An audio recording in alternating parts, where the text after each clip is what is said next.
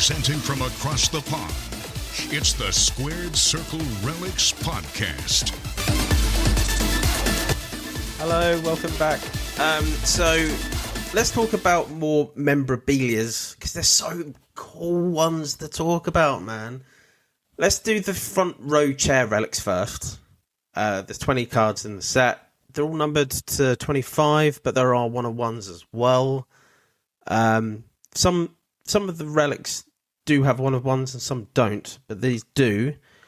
Front row chairs, I haven't yet seen one. I've seen them, but they've all kind of been black padding on it. I haven't seen one with colour on it yet. I haven't seen many, though. Have you seen one with colour? Yeah, that's great. I'm curious. I'll be honest. I am wondering the same thing because the intentions of those were to be like the covers of the chairs, and I don't necessarily see everything that we get from the shows. So they might not have, because the people that you get to keep the chair that you sit in that has the cool design and everything in the first few rows, and tried to request that. But if they only got the chairs with the black top on it, then that's what it was. But they are from chairs that were at the show specifically, and we just kind of cut that top padding off and put those on there. But maybe in the future we'll have some other cool chair relics.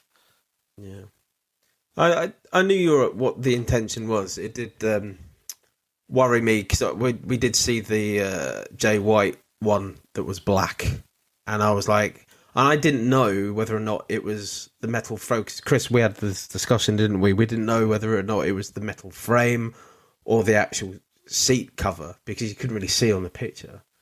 But I knew the intent. I haven't seen one yet either. Yeah, I haven't seen one either. It might be the metal, and that might be why it's solid black. Why it was black, yeah. If I saw one, I mean, I got the ladder, and I can tell you that's black. I got a Supreme turnbuckle. That's definitely black, but we didn't pull a chair yet, so yeah, that'd be a good thing to buy and send to me. And then, so I can tell everybody.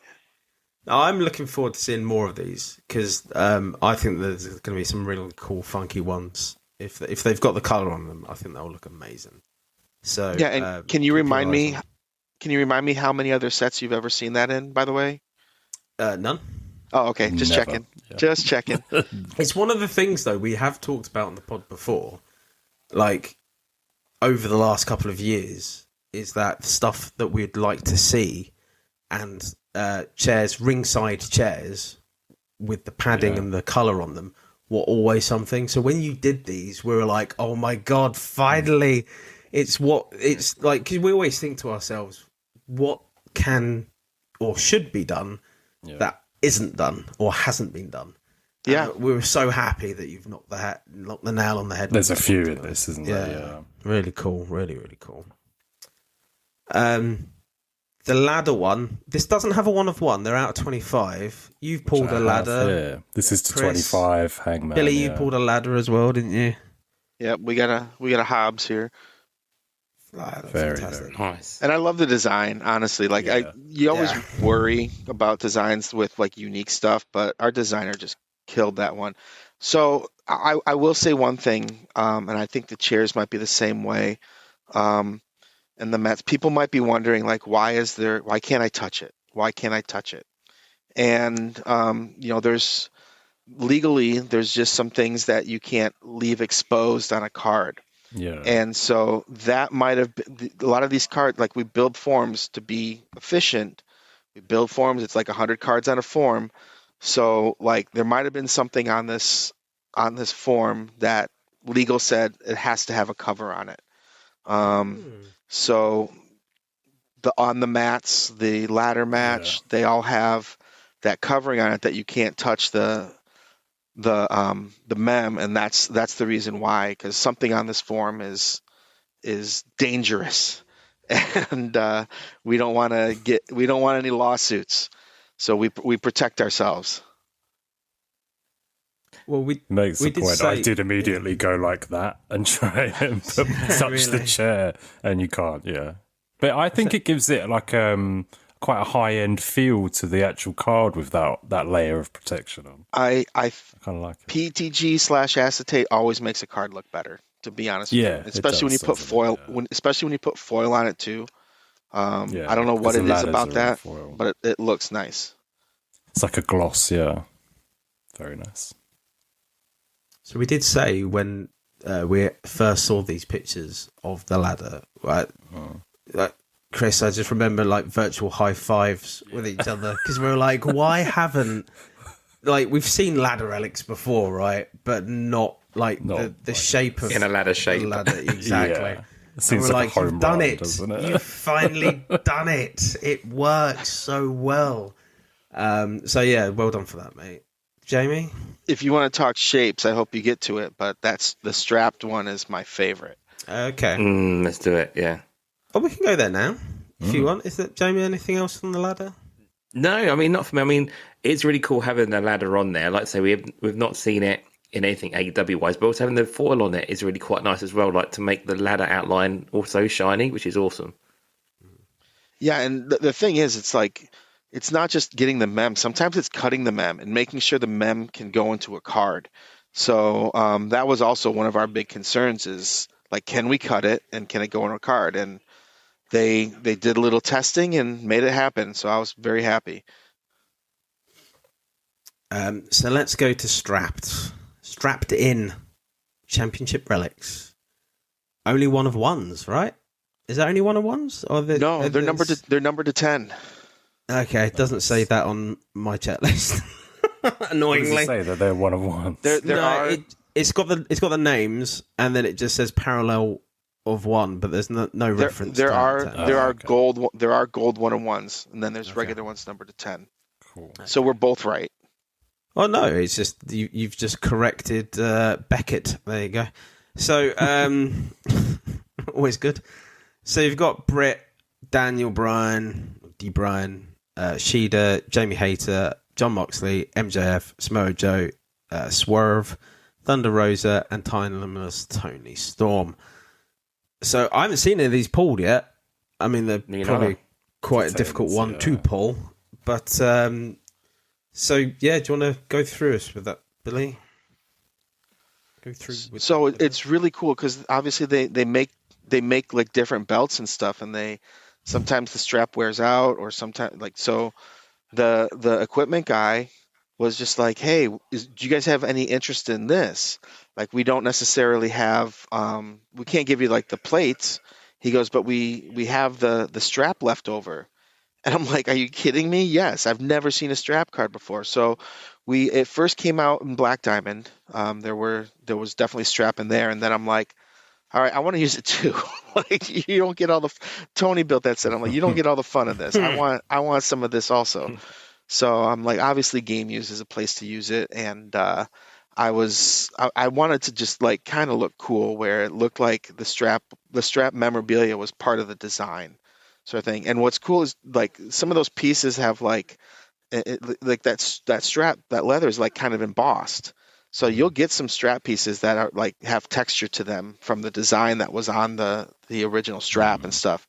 It was just whether or not we had enough. That was another thing, because like you could use one side of it, but the other side was too thick or too thin or something. So like I think we were only able to use like one side of the strap. So they might have been numbered to more initial. Oh no, maybe we got rid of the out of 10s. No, we didn't. They're in there. I'm looking at the checklist. Sorry. I know that was a struggle of what they were. No, that's what I did is I lowered the numbering. They were going to be numbered higher, but because we didn't have enough usable pieces, I had to lower the numbering on the cards. I guess you've got like the brass poppers and stuff on there, haven't you, that you need to avoid as well? Like that's half of the strap taken up there, wasn't it? Really? Yep. Could you not use the brass poppers? I'm just thinking that would be quite cool. Oh, it would. You know what I mean? It would, definitely. And but we haven't gotten that. That's something that hasn't been offered to us yet. Yeah. Oh, that's cool. Anything else on the belt? No? We could talk about tickets. I love the tickets. Yeah. Like that's That's something I did with Game Used and the Cup and some other products. That's our guy that builds the checklist right there. He's walking past right now. You can see he's got all the spiky hair and Yeah. young guy loves wrestling. But no, the tickets I thought were fun because tickets is a it's like a dying breed. Like everything is electronic now. Everything's on your phone, and so we're talking like when we would go to these pay-per-views, we'd get tickets. I'm like, sweet, like you guys actually have tickets. And then I think one of the shows I went to, they didn't have any tickets, and then we're like, hey, do you guys still have tickets? Like, and they're like, yeah, we can get you tickets. And that was the brand manager I was telling you about too. They're hearing me talk Hovering around AEW, you. yeah. But they were able to find us tickets and stuff. Maybe they have like stuff waiting and we'll call or whatever that don't get used. But we get tickets to the event, so I thought that was kind of fun. You don't get a lot of yield out of a ticket, so and we can't sit there and say, hey, can we get 100 tickets? Like we're lucky to get like 5 or 10 or whatever they have like left over. So wanted to make something that was event specific, that had some cool memorabilia. Like if you were there, like, oh, this would be cool to have one of these ticket cards from the show that I went to. So these are your actual souvenir comps that you would have had for the day, and then you've handed those in for the production. I think we've used some of them. I have some. I still have some of my tickets, but I think I've given up some too. Because that's crazy. It's cool that you go, but I'm one of the for the best of the set. I'll do what it takes. Yeah, mate, that's really good. I didn't appreciate that it was actually going to be your actual tickets that you would have used. I thought they would have been like spare ones or something. You want me to sign them, Jamie, if they're mine next time? And yeah, the product. Well, let's do this. Do you want my all-in commemorative ticket? And you can put that in a future set that Ticketmaster gave us. Keep that to yourself. The little plastic ones. The little plastic we get over things. Oh yeah, we didn't get. Yeah, we didn't. No, I want tickets. I want those tickets that we got you for Chicago, where you were supposed to hand them over to us. What happened? Yeah, they got lost in the post.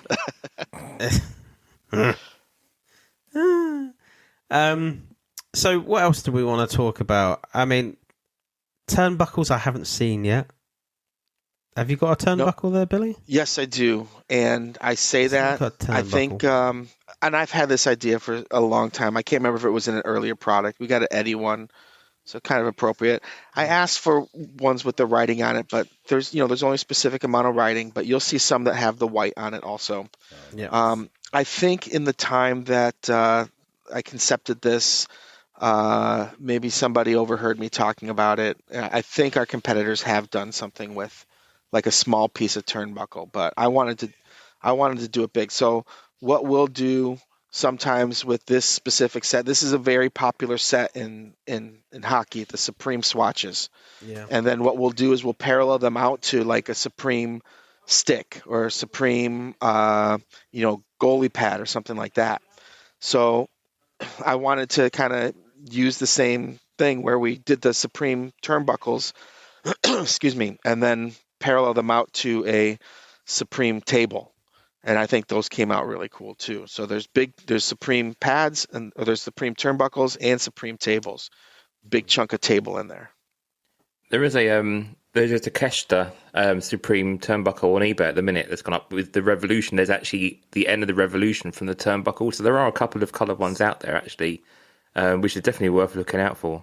Yeah, and these things are numbered. I believe it's 15. They're numbered to 15, yeah. So they're pretty rare.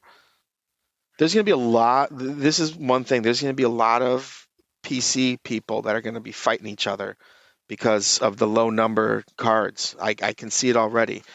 So please, again, nobody collect Ty Mello. That's strictly for me. And you guys can collect other stuff.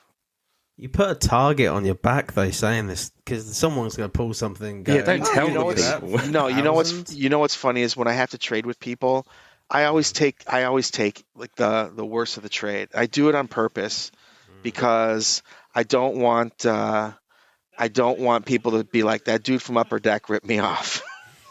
Like I'm not buying his cards anymore. So I usually take a loss. I made a deal with Luke the Cardist. Because we met each other up at I went to SpaceCon in Texas, and he drove up and we hung out. And he's just like, I stopped by the shop, and he's just like, I bought 3 packs because that's all they had, and I knew I had to give this to you somehow, and we have to work something out, because he pulled the sky blue red retro PMG, and he knew he couldn't show it to me without me like wanting it. So like, we're working out a big deal, and I'm trying to get him as much stuff as possible, because I don't want him to be like, this guy ripped me off. And I do it all the time, but I feel so strongly about my PC that I don't mind if I have to overpay with something that I might not necessarily collect and somebody else will enjoy more. So that target's on my back. I know. I get messages whenever anybody posts anything, Time Mellow. It's kind of funny. Now, you've opened up the door for one of these hard questions now. Talk about Luke. Do you reckon we'll see him again in a future set? Past the lore next year? Past the lore? I mean, I'm telling you right now, I'm jacked up about Allure next year. We all are. The set looks so good. Like, I keep seeing more and more from it, and the set is. Oh, I think we finally solicited it, and there's some other stuff in there that we didn't even solicit. I love the new 16 bits. That's kind of based off of an old game where they don't just show the face; it's more of like the body of the wrestler. So I purposely did that. I'm always looking to work with Luke. When you work with someone that is that positive and that exciting that much fun to work with, and we haven't had any problems with him, and he's been an ambassador to his own work, and that work is some upper deck stuff, and he has been promoting himself. I think today's the last day to vote for. Oh, it'll be too late. Like, he's trying to get, Artist of the Year. So you 3 at least make sure you vote for Awards, him. Yeah, the Hobby Awards. I think there's more opportunities. Okay, good. We plugged it on the pod yesterday as well, so hopefully that'll be... I think there's more opportunities for him. That's one of the things that we did when we were in Texas. I said, so let's talk business so I can write all this stuff off. I'm just joking. I can't write it off. But we sat and we brainstormed because we've used one of his styles and one of his techniques, and I think we might even be carrying it over to hockey again, because the color flows got such a positive response when what people saw it for AEW. It would be silly not to do it for hockey, and I want to give him his chance to do that. So I talked with the guy that built the set and say, hey, try to use him on that, and I think we will. So I know you'll probably see him. I'm hoping you see him again in hockey, but we have some ideas for wrestling. Again, it has to kind of work with the set. That was the reason why there was such a delay the first time of ever getting him into a wrestling set, was it had to work with the set. And then once we found that, he nailed it. I've seen all the work. I'm not talking about wrestling. I'm talking about James Bond. I want him to do you didn't say that. Die set, man. Oh, James Bond is. Can you imagine him doing a Live and Let Die set? Like, I love your idea. James Bond licensors are very strict on what you can do with cards and with photos and with images. So they just have a specific standard. It's not like they are bad or mean or anything like that. They just have specific standards for the images and stuff for whenever they show James Bond or James Bond related stuff that we have to abide by. So I don't know if we're going to see that one. Can we ask Luke and maybe see if there's a 2311 Luke the cardist we can do when that comes along in the future? A what? The 2311 NASCAR. Oh. You can get Luke to do whatever you want. He'll consign some work. You can consign some work for him. He'll do whatever you want. Just send him a card. He's amazing. Yeah, these boys have. We've just done it. Yeah, we've just done ours. Yeah. Yeah. All right. I want to know what cards did you guys send? I sent. It was a Tops Undisputed 2015 Bret Hart. So it's like one of the inserts. So he's got Papa Shango in the sharpshooter. But it looks insane. Jamie looks like he's got his with him. He's running over to get it. So that's the Jeff Hardy I was saying to you the other day. Oh, yeah. That's sick. So, Yeah, so me and Chris basically done at the same time, coincidentally, and they've both rocked up about the same time. Very cool. But yeah, Very very cool. I'll get one done when I have a job, which is coming, so it's all good. So, the next one. I mean, we've already talked tag ropes. There's not much more to talk about tag ropes other than there's only 2 of each. So they're very rare. I haven't seen any pulled yet. No, I've seen like the mock-ups and stuff. I've seen the mock-ups, but not seen any pulled in the wild yet. So that's another one that the volumes went down. I think it was supposed to be a little bit higher. Yeah. And when you get all this stuff and it's just kind of in a box, sometimes people think rope is just rope. They don't realize it's memorabilia. So somehow we either lost some rope or it just didn't get in the box. So we kind of had to cut back the number because we didn't get enough tag rope for that insert. But it's still pretty cool. Are they actually? Cards are created. They're not redemptions or anything like that. Yeah, they're created. Yep. Okay. Cool. Nice. Is the fork the only redemption then? Yes, one redemption. Wow. Okay, cool.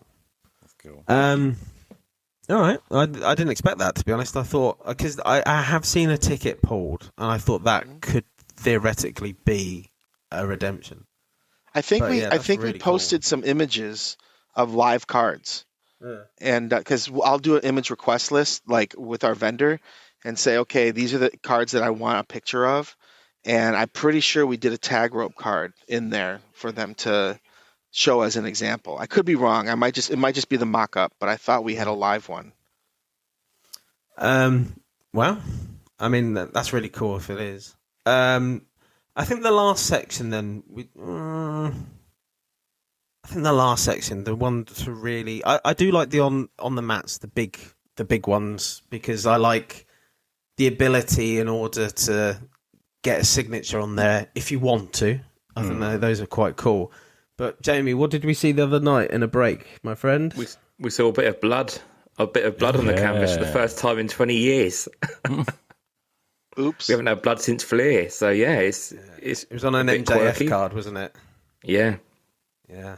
Maybe not MJF blood, probably Mox blood, but probably. But yeah, it was a bit of a shock though to see that, because it was like you didn't expect it. You know what I mean? Because proper throwback, to the old Flair sets. Very cool. I know you were very excited about it. I was a bit shocked it was there, but not something I personally would PC, but pretty cool to see that kind of thing.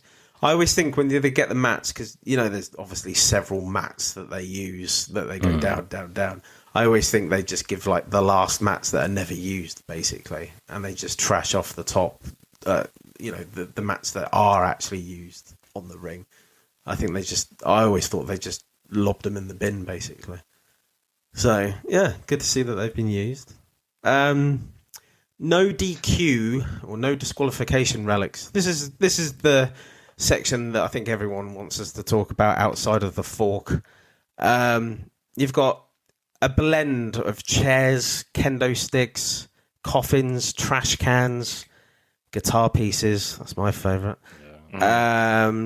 I think there's anything else. Yeah, so you've got table. Yes, and a table as well. Yes, Thunder Rosa's on a table. Is she the only table? Yep. Yeah. Oh no, Samoa Joe's on a table as well. Nick Jackson, Samoa Joe. Jackson. Yeah. Yep. So, Billy, with this one, what did you always have this in mind that you wanted to do like a different blend of different pieces under like one banner, basically?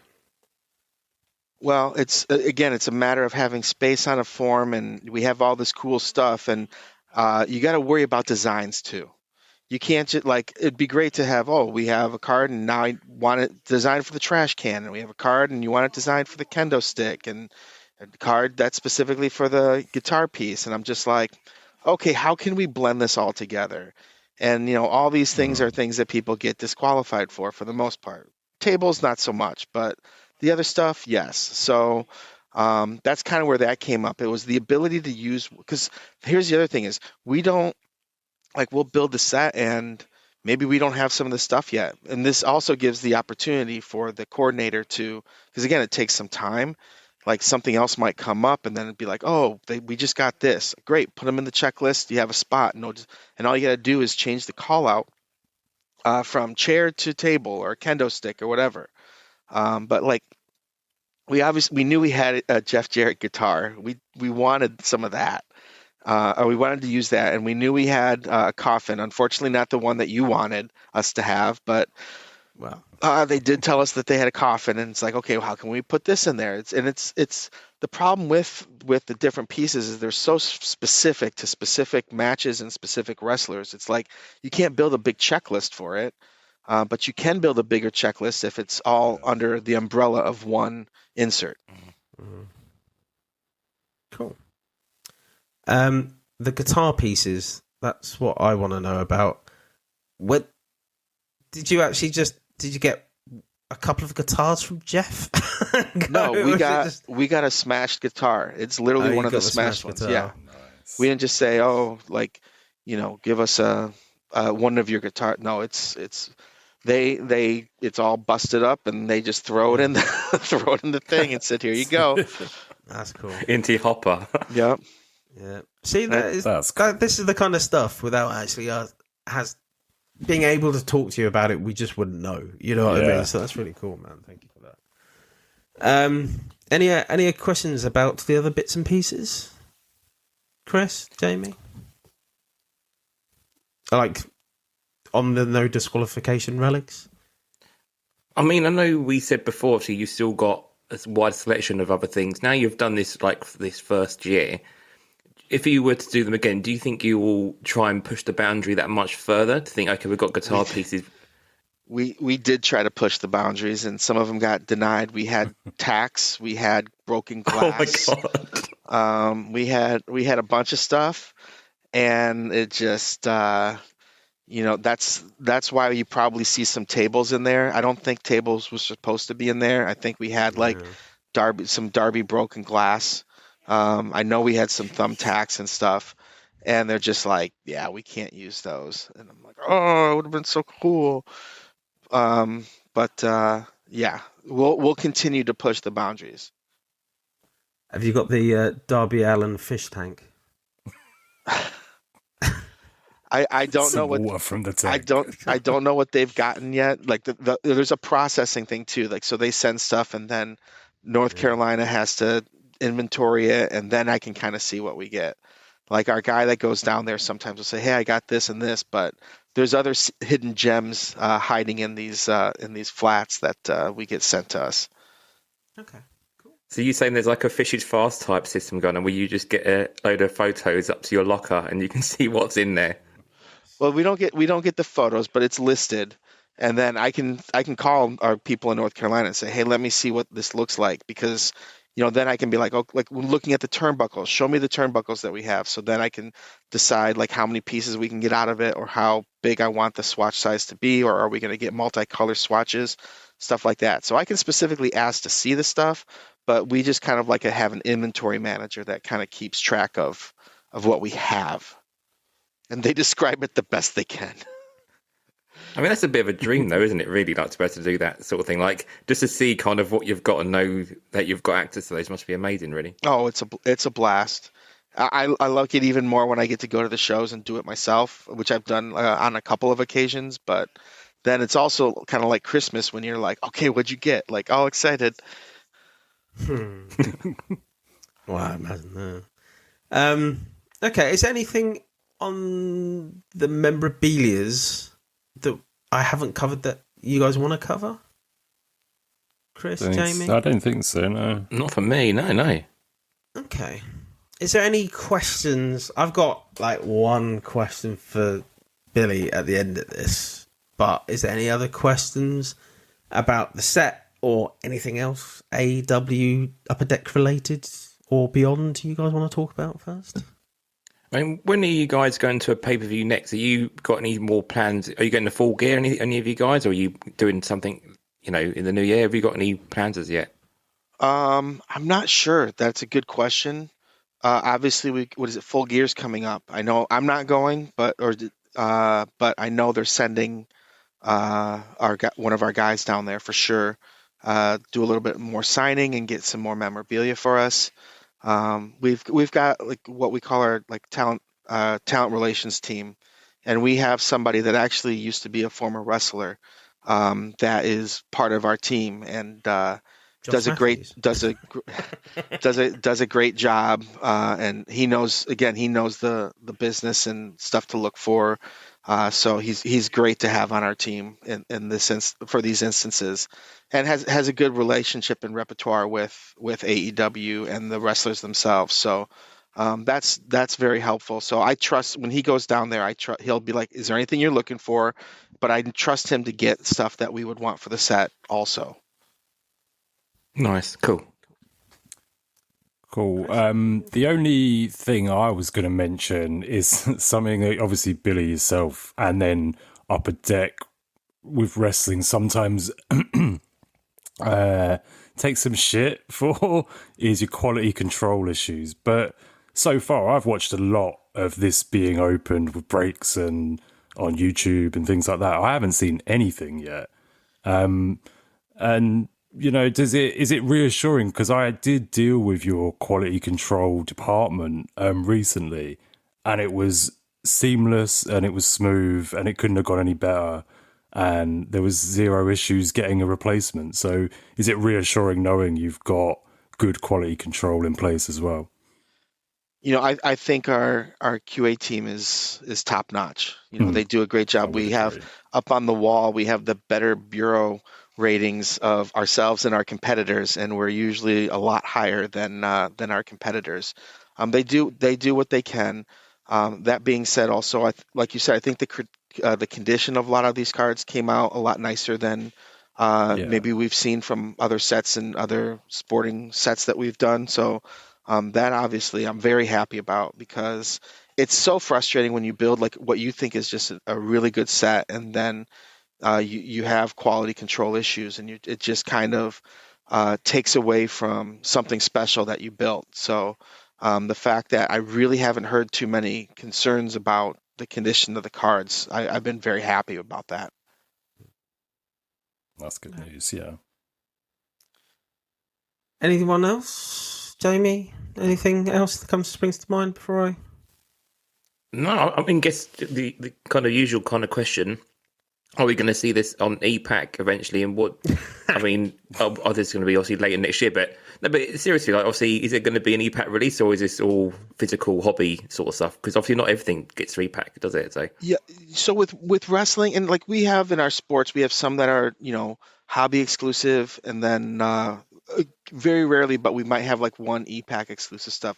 With wrestling, just because I don't want to say it's like a niche kind of product or whatever, but wrestling doesn't have necessarily the big mass appeal that shops will buy cases of it for their customers, because there's a lot of shops that customers don't go into. So I'll say most of our, or if not all of our wrestling sets usually have an EPAC component, because like I don't know who has wrestling cards around here in California.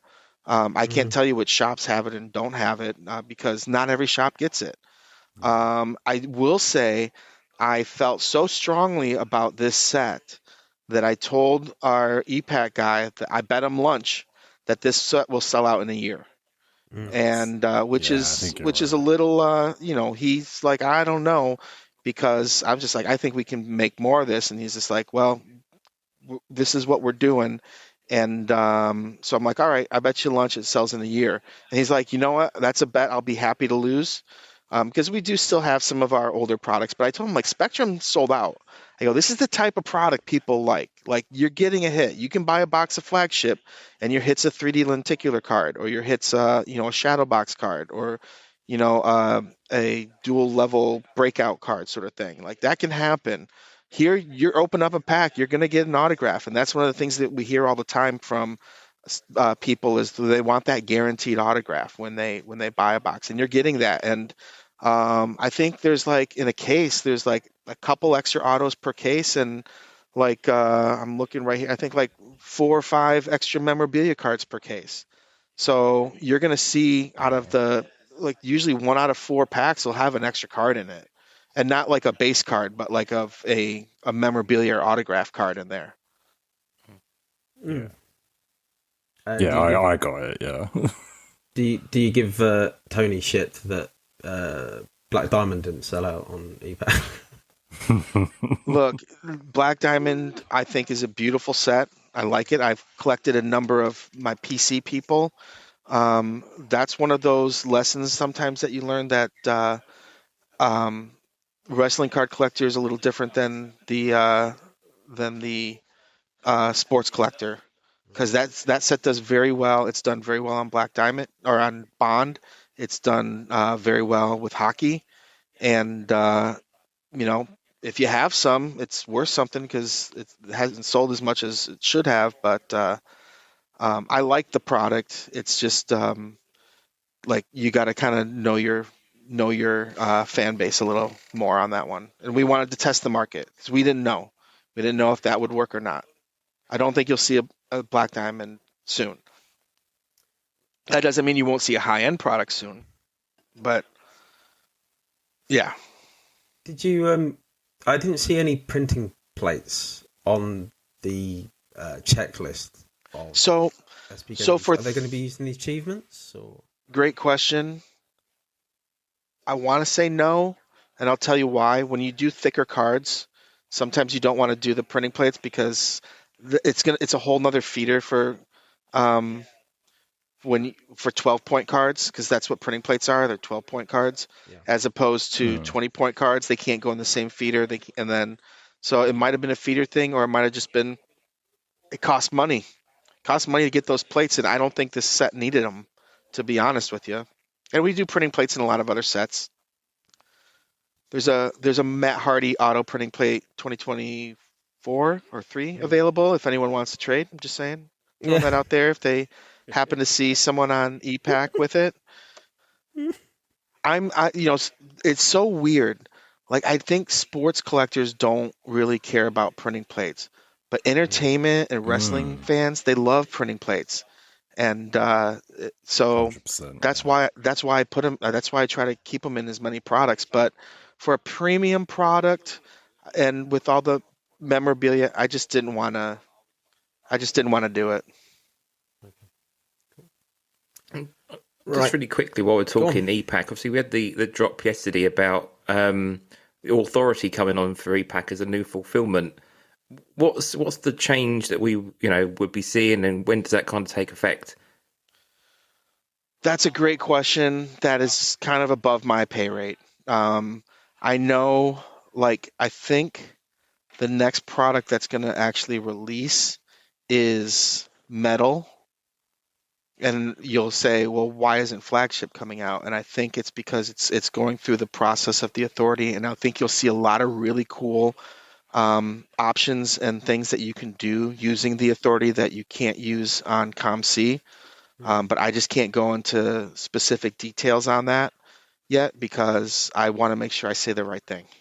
No, that's cool. No, just also we saw the email yesterday, and we spoke about it really lightly on the show yesterday that it was something new to kind of see. So yeah, that's cool. Yeah. Well, yeah. I mean, we could go into more specifics about ComC, but we'll go in for that to a later date, maybe. Because there is a concern there, obviously, with ComC at the minute within the hobby. I do have to ask you a bit of a journalistic question, because obviously there is a journalist side to what we do within the podcast, sadly. And I'll be remiss if I didn't ask you. This is the hard question I was talking about earlier, Billy. And the reason I ask you this question is because generally you're the most knowledgeable man that we know. And we take what you say, your opinions and stuff, we really hold them to high esteem. So, a couple of weeks ago, the CEO of Upper Deck sent out a message, and it caused a stir within the hobby. Now, I'm not going to ask you about that, what was said in that message. It's not for me to ask you that question. But the question that comes off the back of it, really, and you've kind of answered it throughout the pod, throughout this interview, what we're doing today, in the sense that you're already planning for 2027. But it's a dual question. The planning stages of what we're doing for Upper Deck for wrestling, obviously they're mapped out. But where do you see the hobby going in 5-10 years? I mean, when I mean the hobby, not necessarily the wrestling aspects of it, but the holistically cards. I mean, we've gone through such a period of change in such a small time since the pandemic, right? It's been crazy. But it'd be good to get your thoughts on where it's going in the next, 2, 5, 10 years. Because we don't know. We had this discussion on the podcast recently, right? We have no idea. Like we Darn, I was going to say, so where do you guys think it's going to go? Nice try.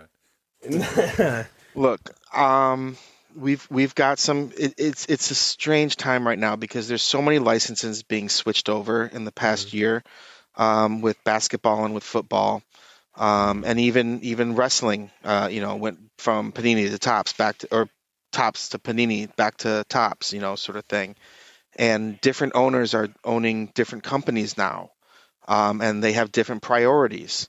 So, and I think one of those big priorities for some of our competitors is making money, and they do an amazing job of marketing and hyping stuff up. They have a number of people that help them do that, and they've kind of built a system where it's almost required for you to do that. They've built a system to where it's kind of required that shops and stuff even do marketing for them, whether it be through social media posts, whether it be through signage, stuff like that. So they have grown the trading card market in the last few years, for sure. Did they 10x it? No, but it's definitely, there's a lot more eyes out there. Whose eyes are watching right now is another story, because what are we growing? We're almost growing the people. It's not necessarily the collector as much, which is unfortunate. I think they're finding another fan base of people that like to rip and flip and that like to, again, make money off the cards. So I think you're losing a lot of collectors. And one thing I will say about wrestling fans and about hockey fans for sets that I build a lot, luckily, there's still a lot of set collectors like Jamie out there collecting the full set. I'm a set collector. I'm working on, I have 2 crazy ones I'm working on right now. And I look at my desk. I even have the checklist sitting right here. I've got this is my Marvel Allure green parallel numbered out of 99. I only have 8 left. I have to do that. This is my even crazier Marvel Studios exclusives parallel. So it's like 260 cards, and I'm trying to get an exclusive of all of them. And I'm like 80 short right now. So, from that standpoint, and I think this is kind of where Jason was going, was because he used to own a card shop, and he's so used to like the collector and stuff like that. And it's really turning, there's a lot more focus on, it almost feels like gambling. Like these people are doing these like daily things where they can hopefully get that one card. Like we're talking about the fork card, and the fork card is almost, because of what we're seeing with our competition, where they have like a big card, a big chase, and we're seeing that people are buying product because of this one big chase card. Now, our goal in the future is to have more than one big chase card, and to, and as I said, we're continually growing on that, like in those assets are growing. That's the word I'm looking for. But what do I think right now? I don't think anything's going to change anytime soon because of the new licenses. Like I don't think people are going to get sick of stuff because they're just kind of it's kind of like programmed. Basketball's new, so everybody's loving basketball, and football's new, everybody's loving football. When the wrestling stuff was new, everybody was loving that, and they're doing different stuff. It's not like they're just building the same wrestling set time and time again. They've got like the Travis Scott stuff, and then they're doing the Finest, and they're doing a number of different things, and that's kind of what we're looking to do also, but with AEW. But we also know that as much as we'd like to grow, our way of growing it, like we need to get it out there more. But we also, from my standpoint, what I have to do, I have to build better cards. And when I say better cards, like I want to improve every set year after year, and I want to build better cards in our competition to where people are going to AEW cards instead of WWE cards, because it almost feels like AEW is like us making cards is similar to AEW competing against WWE. They've got all the marketing dollars that they just spend a whole bunch on. They have all this little soap opera stuff, and the wrestling's okay. And we do our marketing, but I think we build a better product with the meats and potatoes. I said meats and potatoes because I'm talking British here for you guys. You guys like that stuff. I'm just joking. Thank you. But the meats and potatoes. I was joking with. I even said, tell Jamie to get a pint, and I made sure I said pint instead of a beer because I know you guys call it pints over there. But I think we build better cards. I really do, and so we're constantly fighting the battle. But from where the market is, I think you still got some time. Like you're seeing what we're doing with DC, like that's blowing up. What our competitors are doing with Marvel, they've done stuff where the prices are just outrageous, but people are buying it. So how long is that going to last? I don't know, but until people stop buying it, it's going to continue. That's the concern, really. Is all of this, the money's come out of the woodwork from God knows where on times where are troubling for a lot of people across the world, and yet the money is on the resale of wax and of individual cards is just going through the roof. And it's not wrestling; it's more of the as you say, the basketball, baseball, football, etc. But yeah, and I will comment on what Jason's saying, just to put this, like to say this. Free. I just didn't want what to be he's the person saying to is be that person. No, it's okay. So, the people that are, and you're like you said, like who's buying all this stuff, and like he mentioned in his statement, like the top percent are the people spending all the money, and how long is that going to last? How long are they going to be interested in this? Are they going to lose money? Like you're seeing some big ticket items that sold for tens of thousands of dollars a few years ago. Now they're like $5,000 or $6,000. Like,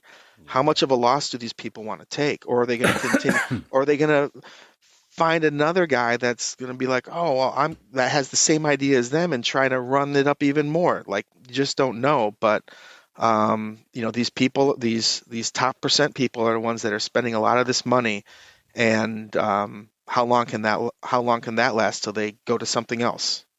I think a lot of the bubble is the latest and the greatest. Like all the money goes into product. Oh my god! Like if you look at Paul Skeens and stuff like that, then all the money goes to that one guy like really quickly, and then it all falls off, and you lose 50-75% off the card. You know what I mean? It's crazy. So I see a lot of that. And obviously it's not healthy and it's not sustainable. So they're very much like stocks and shares, if you think about it. There's a lot of gambling involved, but there's also stocks and shares within the hobby, especially with the big cards, not necessarily smaller cards. But, yeah, I mean, thank you for that. I mean, I do appreciate that. What I would say as a summary, though, this set that we're talking about today, and it links back in, at a massively affordable price. I mean, over here, Chris, what is it, 115? Yeah. Yep. For a guaranteed auto, guaranteed memorabilia, and like high quality cards. Do you know what I mean? You're not paying £100 for some shit cards. Basically, they feel really nice in hand, and yeah. Well, I would say as well, I find this kind of set that you've done because of what's in it, the price range. This is what I envisioned Series 1 could have, like, not should have been, but could have been. Because I think it's a great jumping on point for someone just getting into the hobby. And I don't think there are many of those sets left in the hobby. Because, like, if you generally, what comes out is $200, $300 these days. Not necessarily upper deck stuff. But in the WWE world, you're looking at remortgaging your house half the time. So I think this is a great jumping on set for anyone coming into the hobby for the first time, going, what should I get? You're guaranteed the best of both worlds. Yeah. You get a bit of everything in 7 cards. It's fantastic. So thank you, Billy. Massive thank you. We're so proud of you as well. You know, like I say this all the time. Every time you put out any kind of product, I'm just so proud because I know how much hard work, dedication you put into it. But the end results always make us smile. So thank you for that, bud. And I appreciate you guys letting me talk your ear off. Hey, anytime. Right. And the only thing I keep interrupting you while you're trying I was going to say, the only thing that sucks is you schedule these while I'm at work and you guys get to sit there and have tasty beverages. Because I'm a captain drinker, so when you say rum, my mouth starts salivating a little bit. I'm actually drinking a Welsh. It's a honey. It's spiced honey rum liqueur.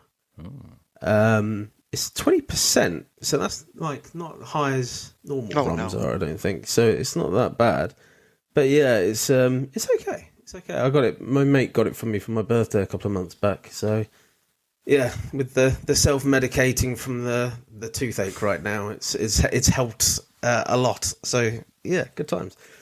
Next time, let's try and get a beer on Billy. Thing is, we don't want to take over your weekends by doing this, and if you can do it in work hours, well, good, you know. Yeah, and I don't want to be on a recorded broadcast representing Upper Deck having beverages. Half cut. But yeah, it's all cool. Maybe in, Billy. You need to come in for All In. Yeah, maybe we don't get you representing Upper Deck one time. You know what I mean? Just start writing letters. That's what I want to go to for sure. Right, let's make our way. So say goodbye, everyone. See you later. See you later. Cheers, Billy. Bye.